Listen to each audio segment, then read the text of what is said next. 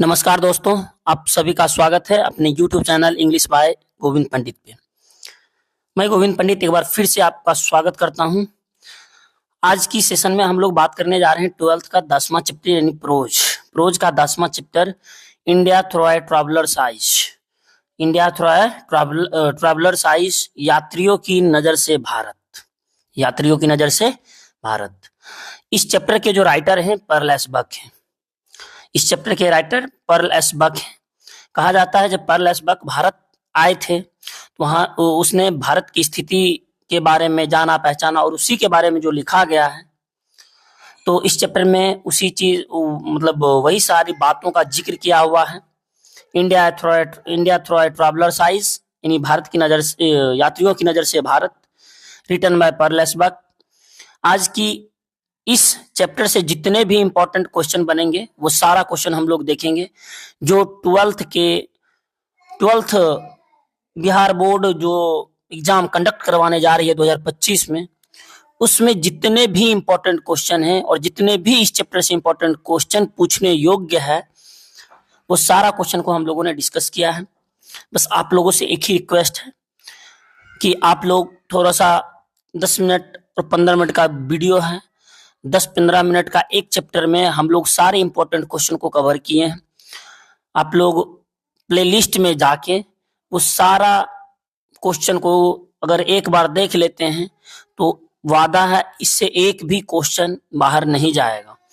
तो चलिए हम लोग फिर से एक बार स्टार्ट करते हैं इंग्लिश बाय गोविंद पंडित के चैनल पे। ये सारे वीडियो प्लेलिस्ट आपको मिल जाएगी, वहां जाइए, आप आराम से गो थ्रू कीजिए, पढ़िए मन से। आइए, India through a traveller's eyes, यहीं से पहला क्वेश्चन बनता है कि India through a traveller's eyes is written by, किसके द्वारा लिखा गया भाई? पर्ल एस बक के द्वारा लिखा गया। किसके द्वारा लिखा गया है? पर्ल एस बक के द्वारा लिखा गया है।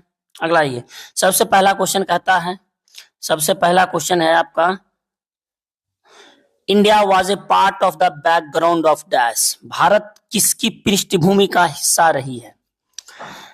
कहता है India was a part of the background of the dash, the doctor's life, the wife's life, the Kashmiri man's life या पर्ल एस बक्स लाइफ।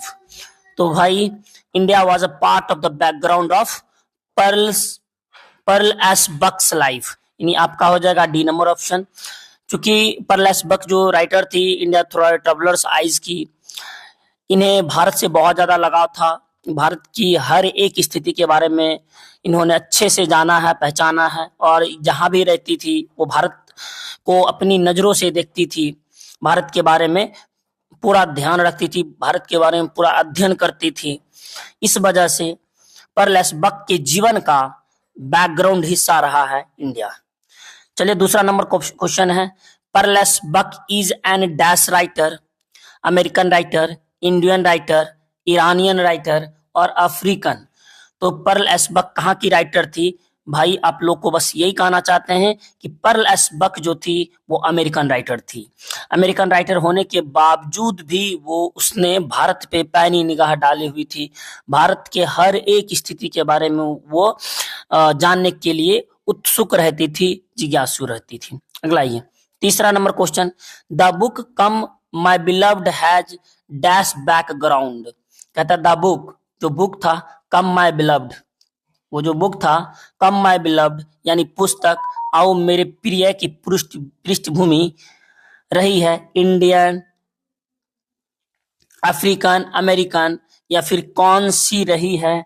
ये जो the book come my beloved has dash background, तो आप बताइए, या sorry, Indian, Scandinavian, अफ्रीकी और अमेरिकी। तो यहां हो जाएगा ऑप्शन नंबर आपका ए यानी Indian. The book come my beloved has background Indian. अगला ये कहता है, according to Pearl S Buck what lesson has India to teach the world. According to Pearl S Buck what lesson has India to teach the world. कहता है Pearl S बक के अनुसार भारत को विश्व को क्या सबक सीखना है? भारत को विश्व से क्या सबक सीखना है? According to Pearl S Buck what lesson has India to teach the world. तो हिंसा का सबक, या शांति का पाठ, या ईमानदारी का पाठ, या फिर अहिंसा का पाठ, यानी the lesson of violence, the lesson of peace, the lesson of honesty and the lesson of non violence. तो हो जाएगा क्या आपका, मतलब the lesson of non violence. Non violence मतलब होता है अहिंसा। तो यही हो गया आपका 4 नंबर का क्वेश्चन। इन 4 का हो जाएगा डी। 2023 में क्वेश्चन पूछा हुआ है मेरे दोस्त। अगला ये, पर लेस्बक at her food dash in an Indian village. पर लेस्बक जो जी थी, पर लेस्बक ने अपना खाना खाया डैश एक भारतीय गांव में, मतलब कि भारतीय एक गांव था, वहां पे कैसे खाना खाया पर लेस्बक। तो हो जाएगा आपका, यानी with ladle, with her hands, with fork and spoon, with chop sticks. तो 5 का आंसर हो जाएगा आपका बी, यानी विद हर हैंड्स। जब परलेसबर्ग भारत गई थी घूमने के लिए, तो उन्होंने एक गांव में, एक घर में खाना जब खाने के लिए गई, तो वहां जो खाना वो खाई थी विद हैंड्स खाई थी, विद हैंड्स। ओके, तो कहता है Perlesberg at her food dash in an Indian village, तो with her hands in an Indian village. चलिए छठा, Perlesberg was interested in meeting the dash. Perlesberg जो थी काफी इंटरेस्टेड थी, एक काफी ये इंटरेस्टेड थी मीटिंग करने के लिए, किसके साथ, लीडर्स के साथ, संत के साथ, पीजेंट्स के साथ, या अमेरिकन के साथ।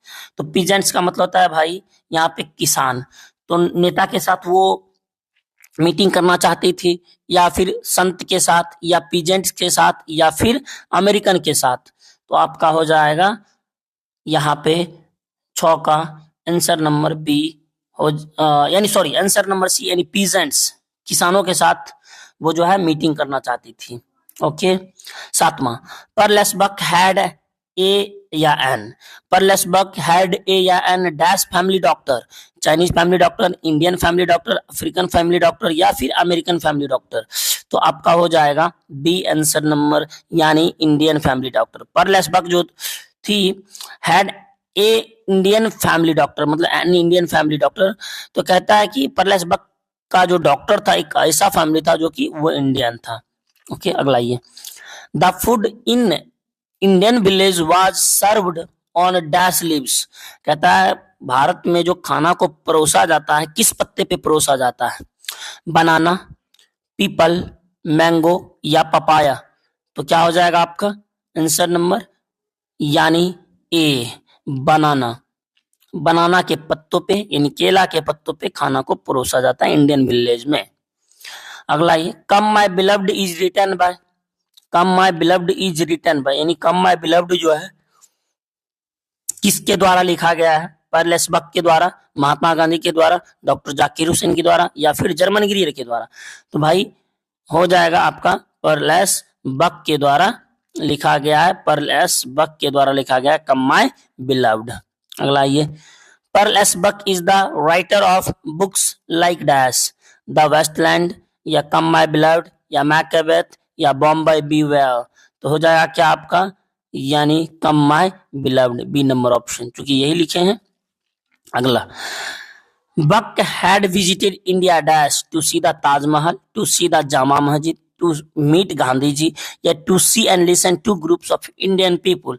कहता है बक जो थी भारत किस लिए आई थी, ताजमहल को देखने के लिए, जामा मस्जिद को देखने के लिए, या फिर मीटिंग गांधी जी के साथ करने के लिए, या to see and listen to groups of Indian people. तो भाई यही ऑप्शन हो जाएगा आपका D number option. For all the ills of India the writer blames dash.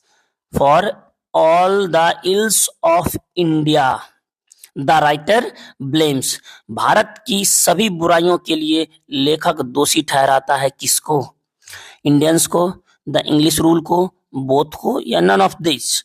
इसका हो जाएगा द इंग्लिश रूल को। अगर भारत में जितने भी बुराइयां हुई है, तो परलेसबर्ग जी ने आफ्टर भारत की यात्रा करने के बाद अंग्रेजी शासक, यानी अंग्रेजी शासन को क्या मतलब दोषी ठहराई है।